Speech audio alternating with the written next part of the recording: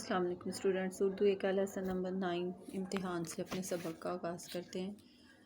اس کے مصنف مرزا فرحت اللہ بیگ ہے۔ امتحان سبق کا نام ہے اور لیکچر نمبر 11 ہے۔ نہ ہوئی گر میرے پرچوں سے تسلی نہ سہی، یعنی اگر میرے پرچوں سے کسی کو تسلی نہیں ہوتی تو نہ ہو، امتحان اور بھی باقی ہیں تو یہ بھی نہ سہی، یعنی ابھی اور بھی زندگی کے امتحان یا دوسرے امتحانات باقی ہیں، یہ بھی نہ سہی۔ لوگ امتحان کے نام سے گھبراتے انڈرلائن کریں، پریشان ہوتے ہیں، لیکن مجھے ان کے گھبرانے پر ہنسی آتی ہے، یعنی وہ ان کا مذاق اڑاتا ہے کہ پتہ نہیں لوگ اتنے امتحان کو اتنا سیریس کیوں لیتے ہیں۔ آخر امتحان ایسا کیا ہوتا ہے؟ دو ہی صورتیں یعنی دو ہی وجہ ہوتی ہیں، ایک یہ کہ انسان یا پاس ہو جائے یا فیل۔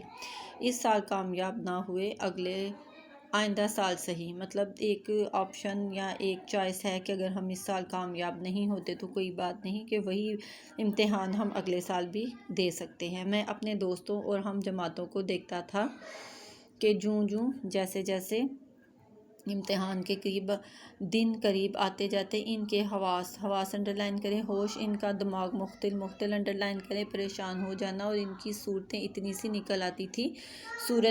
نکل آتی تھی کمزور ہو جاتے تھے۔ بندے پر امتحان کا رتی انڈرلائن کریں، معمولی برابر اثر پہلے تھا نہ اب بھی اس کے ختم ہو جانے کا افسوس ہے۔ امیدواروں کا مجمع انڈرلائن کریں، ہجوم، نئی صورتیں، عجیب خیالات، یہ ایسی چیزیں ہیں جن سے کبھی دل سیر نہیں ہوتا، دل نہیں بڑھتا۔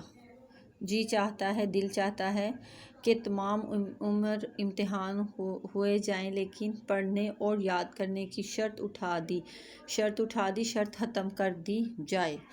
میری سنیے کہ 2 سال میں لا کلاس انڈرلائن کریں، وکالت کا کورس پورا کیا، مگر کس طرح؟ شام کو یاروں انڈرلائن کریں، دوستوں کے ساتھ ٹہلنے نکلتا، سیر کرنے کے لیے نکل جاتا، واپسی کے وقت لا کلاس میں بھی جھانک آتا، تھوڑی دیر کے لیے اندر دیکھ لیتا۔ منشی صاحب دوست تھے اور لیکچرار صاحب پڑھانے میں مستغرق ہونا انڈرلائن کریں، مشغول ہونا، مصروف ہونا۔ حاضری کی تکمیل انڈرلائن کریں، پورے کرنے میں کچھ دشواری انڈرلائن کریں، مشکل پیش نہ تھی۔ اب آپ ہی بتائیں کہ لا کلاس میں شریک ہونے سے میرے کس مشغلے میں فرق یعنی کس شوق میں فرق آ سکتا تھا؟ والد صاحب قبلہ محترم خوش تھے، قابل احترام تھے کہ بیٹے کو قانون کا شوق ہو چلا، یعنی لا پڑھنے کا شوق ہو چلا ہے۔ کسی زمانے میں بڑے وکیلوں کے کان کترے گا، یعنی بڑے وکیلوں کو مات دے گا یا ان سے آگے بڑھ جائے گا۔ ہم بھی بے فکر تھے کہ چلو 2 برس تک تو کوئی محنت کے لیے کہہ ہی نہیں سکتا، بعد میں دیکھیے کون جیتا ہے اور کون مرتا ہے۔ لیکن زمانہ آنکھ بند کیے گزر جاتا ہے، جلدی سے گزر جاتا ہے۔ 2 سال ایسے گزر گئے جیسے ہوا۔ لا کلاس کا صداقت نامہ انڈرلائن کریں، سچائی بھی مل گئی۔ اب کیا تھا؟ والدین امتحان وکالت کی تیاری کے لیے سر ہو گئے، پیچھے پڑ گئے، مگر میں بھی ایک ذات شریف ہوں، ایک بڑھیا اور ایک بوڑھے کو دھوکہ دینا کیا بڑی بات ہے؟ یعنی اپنے ماں باپ کے بارے میں کہتے ہیں کہ بوڑھی عورت کو اور ایک بوڑھے آدمی کو دھوکہ دینا کون سی بڑی بات ہے؟ میں نے تقاضا کیا کہ علیحدہ کمرہ مل جائے تو محنت کروں۔ بال بچوں کی گڑبڑ انڈرلائن کریں، شور میں مجھ سے کچھ نہیں ہو سکتا۔ چند روز اسی ہیلے انڈرلائن کریں، بہانے سے ٹال دیتے تھے، لیکن تاب کے کب تک؟ بڑی بی نے اپنے سونے کا پیج نمبر 71 پر آ جائیں، فرسٹ پیراگراف اور فرسٹ لائن ہے، کمرہ خالی کر دیا۔ اب میں دوسری چال چلا، یعنی اب میں دوسری طرف سوچنا شروع ہو گیا کہ دروازوں میں شیشے تھے اور ان پر کاغذ چپکا دیا، ان پر میں نے کاغذ لگا دیا، لیمپ روشن کر کے آرام سے 7 بجے تک سو جاتا اور صبح 9 بجے اٹھتا۔ اگر کسی نے آواز دی اور آنکھ کھل گئی تو ڈانٹ دیا، غصے ہو دیا کہ خواہ کے بلا وجہ میری پڑھائی میں خلل انڈرلائن کریں، دخل اندازی ڈالا جاتا ہے۔ اگر آنکھ نہ کھلی اور صبح کو سونے کا الزام لگایا گیا تو کہہ دیا کہ میں پڑھتے وقت کبھی جواب نہ دوں گا۔ آئندہ کوئی مجھے دکھ انڈرلائن کریں، پریشان نہ کرے۔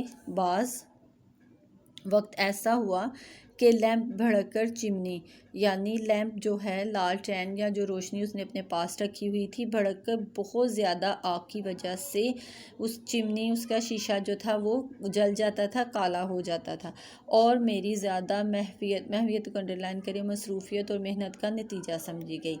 بعض وقت والد والدہ کہتے بھی تھے کہ اتنی محنت نہ کیا کرو، لیکن میں زمانے کی ترقی کا نقشہ انڈرلائن کریں تصور کھینچ کر ان کا دل خوش کر دیتا تھا۔ خدا خدا کر کے یہ مشکل بھی آسان ہو گئی اور امتحانی کا زمانہ وقت قریب آ گیا۔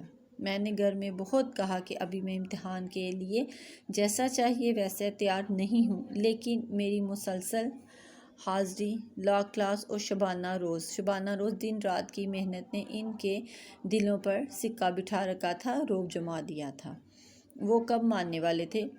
پھر بھی احتیاطاً اپنے بچاؤ کے لیے، اپنی حفاظت کے لیے ان سے کہہ دیا کہ اگر میں فیل ہو جاؤں تو اس کی ذمہ داری مجھ پر نہ ہوگی، کیونکہ میں اپنے آپ کو ابھی امتحان کے قابل نہیں پاتا۔ لیکن والد صاحب مسکرا کر بولے کہ امتحان سے کیوں ڈرے جاتے ہو؟ جب محنت کی ہے تو شریک بھی ہو جاؤ، شامل بھی ہو جاؤ۔